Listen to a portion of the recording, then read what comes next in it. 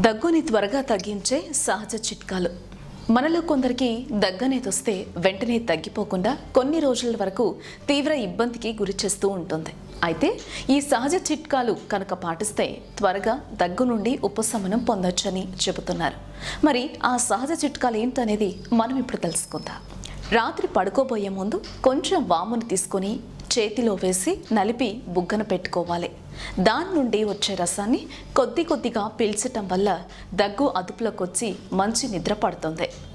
దాల్చిన చెక్కని పౌడర్గా చేసుకొని అందులో కొద్దిగా తేనె వేసుకొని కలుపుకొని రోజు తీసుకోవడం వల్ల దగ్గు, జలుబు తగ్గుతాయి. అల్లం రసంలో నిమ్మరసం, తేనె కలిపి తీసుకోవటం వల్ల జలుబు నుండి ఉపశమనం కలగడమే కాకుండా రోగనిరోధక శక్తి కూడా పెరుగుతుంది.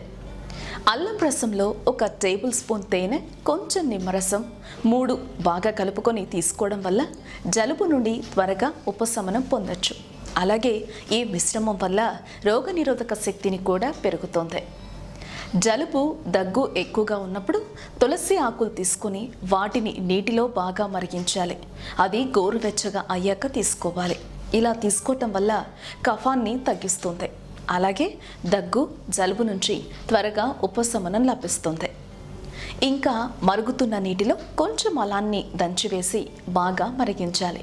కొంచెం గోరువెచ్చగా అయ్యాక టీని వడగట్టుకొని తీసుకోవాలి. ఇలా తాగటం వల్ల జలుబు, దగ్గు నుంచి ఉపశమనం పొందొచ్చు. మిరియాల పొడిలో కొంచెం తేనె కలిపి రోజు తీసుకోవటం వల్ల దగ్గు నుంచి ఉపశమనం పొందొచ్చు.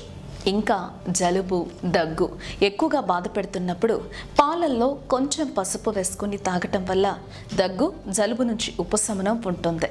అంతేకాకుండా దగ్గు తగ్గటానికి దానిమ్మ రసంలో అల్లం రసం, తేనెను కలిపి 3 పూటలు తీసుకుంటే దగ్గు తగ్గుతుంది.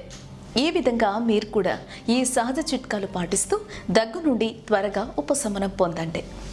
ఈ వీడియో మీకు నచ్చినట్లయితే లైక్ చేయండి, షేర్ చేయండి. ఇలాంటి హెల్త్ టిప్స్ చూడాలనుకుంటే మా ఛానల్ను సబ్స్క్రైబ్ చేయండి. ఆరోగ్యవంతమైన జీవితం కోసం మనం పాటించాలి కొన్ని నియమాలని.